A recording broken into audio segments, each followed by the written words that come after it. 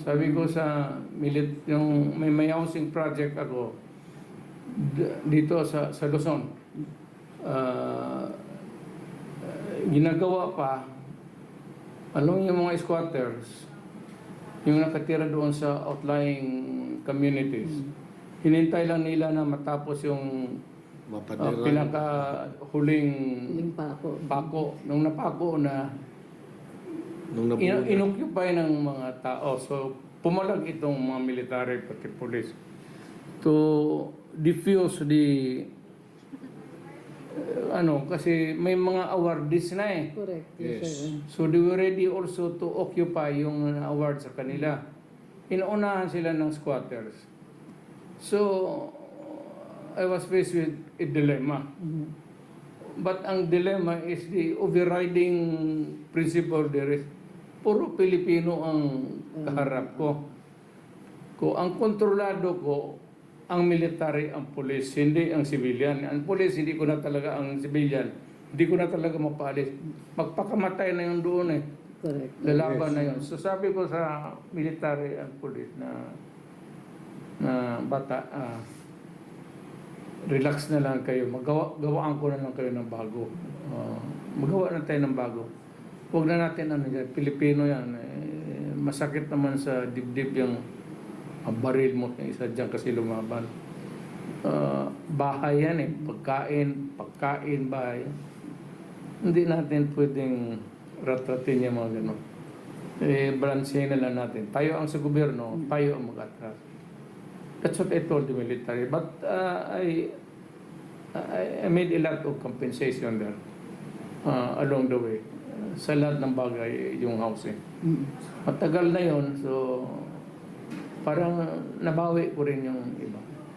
Especially yung housing dito sa yung tinamaan sa Yolanda. Sa Yolanda. Yes, sir. Yes, sir. Mukhang weakness kasi ng current administration ang housing. Halimbawa, nagkamali si Ang laki ng pangako eh. Ang laki talaga. Hindi, sabi niya, walang nagawa. Sabi ko, Kasi hindi na lang rin ako ng sabi niya. Wala daw akong nagawa. Sa Yolanda. Sa Yolanda Sabi ko, housing. ha? Puta ng Yolanda, kinabukasan na saan ka? Nandoon na ako sa Yolanda. Ikaw yung taga Leyte, ako yung taga Davao. Nandoon na ako. Dynasty nila yun doon. Nagpapasalamat pa rin nga pala yung mga tao sa Leyte para sa ipinakita ninyo. Nagkamali siya doon. Nagkamali talaga siya. Nagkamali siya doon. Pero dito sa SONA, hindi na nga niya binanggit ang housing kasi malaki yung pangako niya. Pinangako niya ito. Hindi ito campaign promise. Pinangako niya ito siguro mga mid-2022. Kasi andun pa ako noon. Nung in-announce yun, ni-reiterate pa ni Pangulo nung December 2022, January, si Speaker pa yung nagsabi, attainable yan, 1 million housing units per year for a total of 6 million sa buong term niya. Pero ang daming problema nangyari kasi hindi na paghandaan yon. Halimbawa, ito na lang, 2024, nag-issue ng executive order si Pangulo na inventory ng lahat ng public lands, lahat. So, LGUs, national government, GOCCs, para magamit yung lupa na yun para dun sa housing maabot lang yung ambisyon. Medyo controversial yon kasi nga pinagkakakitaan din yan ng mga LGUs as well as some of the GOCCs. Ang malala nun is in 2024, ito na lang, 2023, in-announce ni Secretary Acuzar na ang matatapos niya by 2024 is 100,000 housing units. So wala pang 10% nung pinangako nila. So, ni-revitalize, nagsabi yung Pangulo, hindi, kaya pa yan. So, nung tinutuloy niyan, ito, very recently, ito a few weeks ago lang, nagsalita si NEDA Secretary Arsenio Balisacan at sinabi, hindi kakayanin yon, masyadong ambisyoso. Hindi niya sinabi yung ambisyoso, but hindi kaya yung 6 million, 3 million na lang. Pero at the same time, nagsasalita si Secretary Acuzar na wala pang lupa, wala pang kahit ano, and therefore, ang kaya at the earliest, that was due this year, 100 to 140,000 housing units. So, Wala siya sa zona. Even in the matter of negotiating the conversion the land into agricultural or to commercial, it would take you an eternity to do it. Kaya mas mabuti yung bago ka tawagin mo yung cabinet, tapos tanungin mo, meron ba tayong lupa? Tapos, gaano kalawak yan? Ilan ang pwedeng ipasok mong housing dyan? Tapos, nandyan yung housing. Kaya mo bang gawin yan dito? Dahan-dahan lang muna.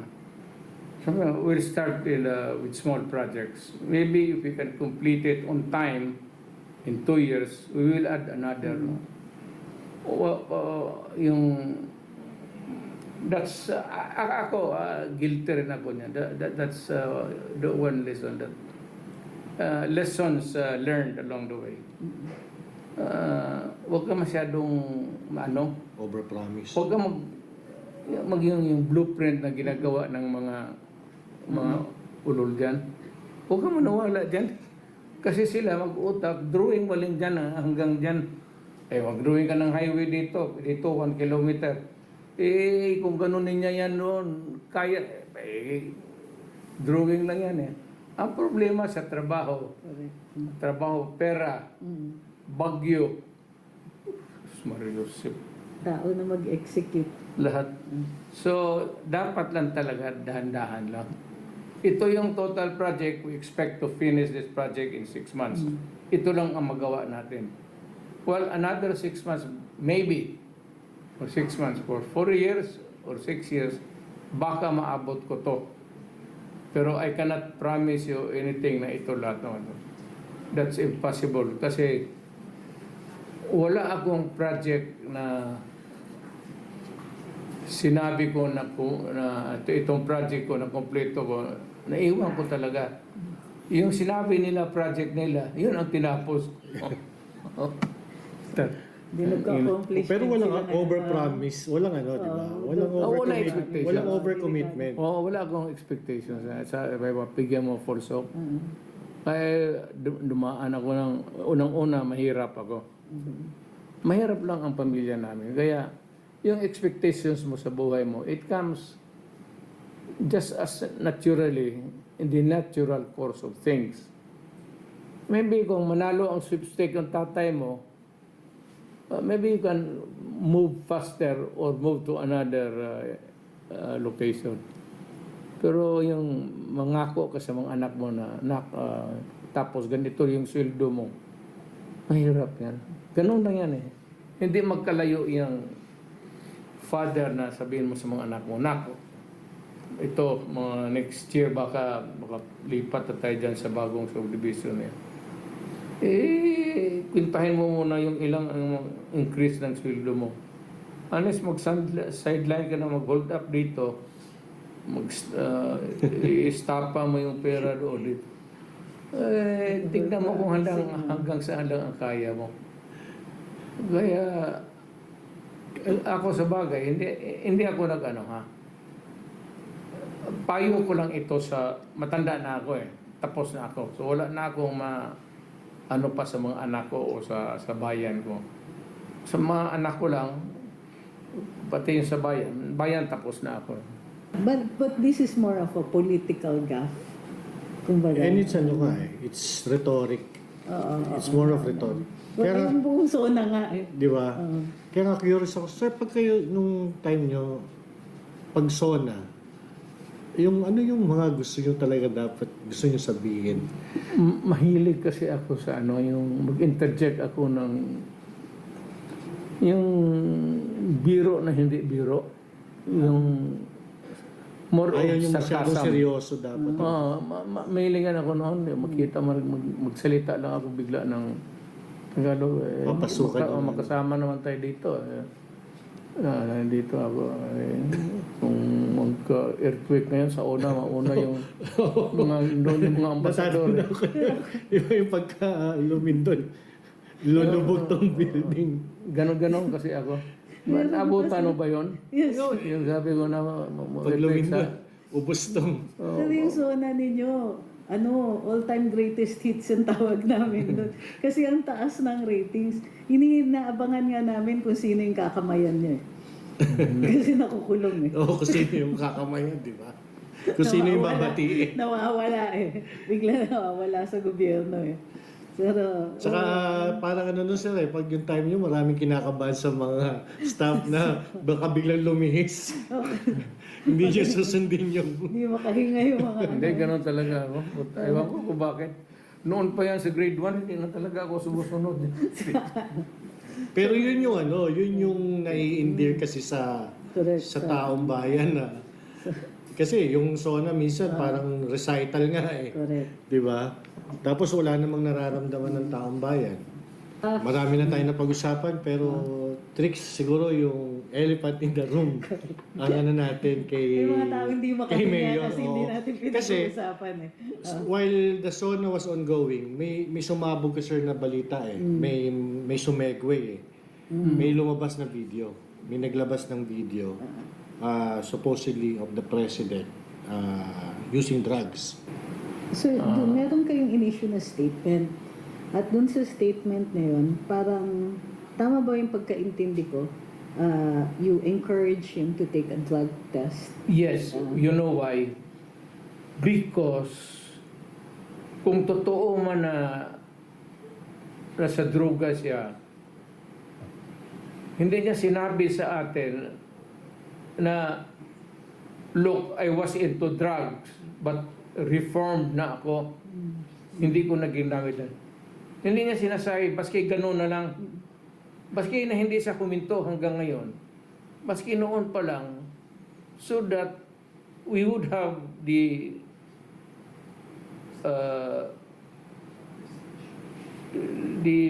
balance sa natin to elect a president who has admitted that nagdudruga siya. Frank enough to say that, lahat naman kami sa panahon ko, mga edad ko, nagsusnok talaga eh. Di ba sir, si Bill Clinton sabi niya, I didn't inhale. Oh. So may mga ganon. It was, kumbaga, prevalent ng time na yun. So the only person sir that can really put an end to this issue is the president himself. Siyempre. Sabihin niya na, ginawa, noon, bata pa ako, lahat naman kami. Kung sabihin niya yan, no, You can't be convicted. walang Yeah. tapos ang istorya. Yes.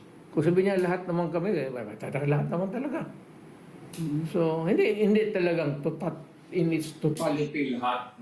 Kung sinabi mo lahat kami, yung mga estudyante na yaman, It was the times. that was the vote. That was even the vote of the time. So, hindi pa masama na kaya lang, hindi man niya sinabi. So, we elected a president na who was taking drugs maybe before and maybe now. Kaya siya lang ang makapasabi, totoo yun noon, bata pa ako. Pero ngayon na hindi na gago, presidente na ako. In this sense na pareho tayo na ikaw. Diyan naman sa TV, we would understand. Sabihin mo na noon, pero ngayon hindi na. At wala naman akong rason na hindi maniwala. You're of sound mind, perfect. Wala akong masabi. You are perfect in your lahat. Paglakad mo, pang ano.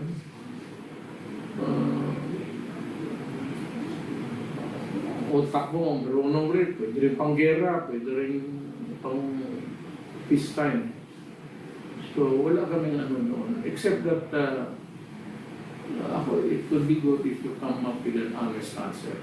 At least, tsaka maliwanag yung the rest of your statements are actually ganda ng Oo. ng And I think, we have already clarified now yung kung ano yung natin sa issue.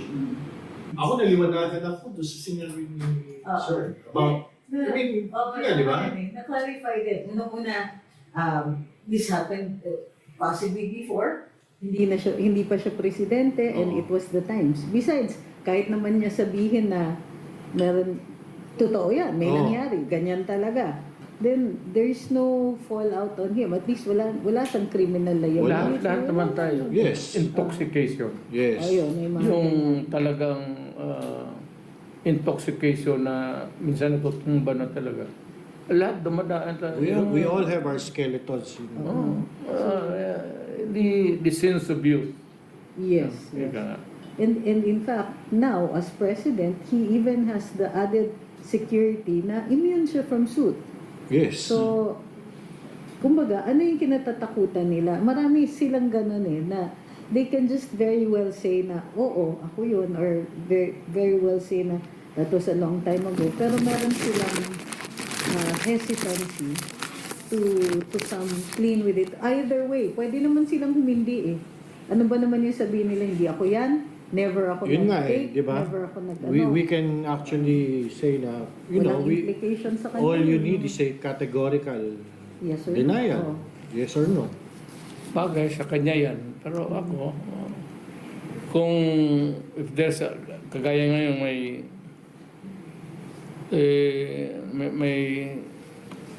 Issue. picture talaga, video. Video. Kaya nga akin sa babae, kung may ano dyan na X-rated na nakapatong ako, sabi ko talaga masarap. Oo. Okay, maraming salamat po. Liar yan, liar. Thank you, thank you. Thank you. Mayor. Sir, as usual, very enlightening. Opo. At saka very nostalgic. Na-miss ko talaga yun. Oo. Yung Mahal naming Panginoon.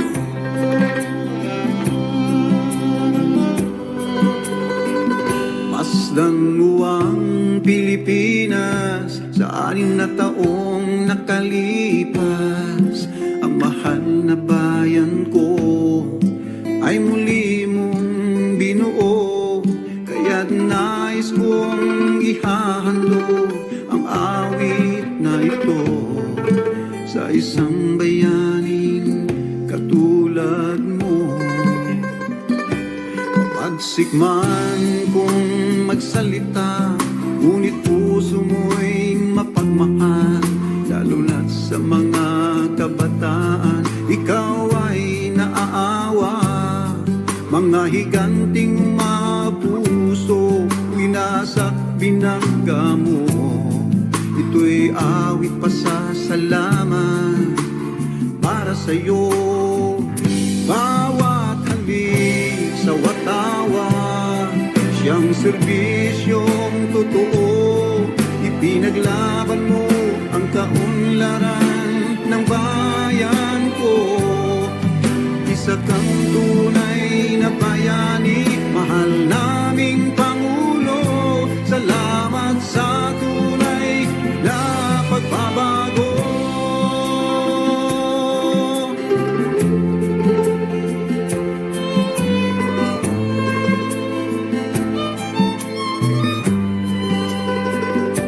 Mahirap mang manungkulan, personal mo'y ipinagliban. Unti-unting binubuo mga nawasak na tahanan. Giniba mo ang korupsyon, duga man ay may solusyon. Sa pamumuno mo may pagbabago. Masdan mo ang mga ngiti ng mga inaapi. Ngayon ang mga luha nila napalitan ng pag-asa. Hindi ka nagpatina sa mga paninira. Hangarin mo ay totoo, mahal naming Pangulo. Bawat halik sa watawa, siyang serbisyong totoo. Ipinaglaban mo ang kaunlaran ng bayan ko. Isa kang tunay na bayani, mahal naming Pangulo.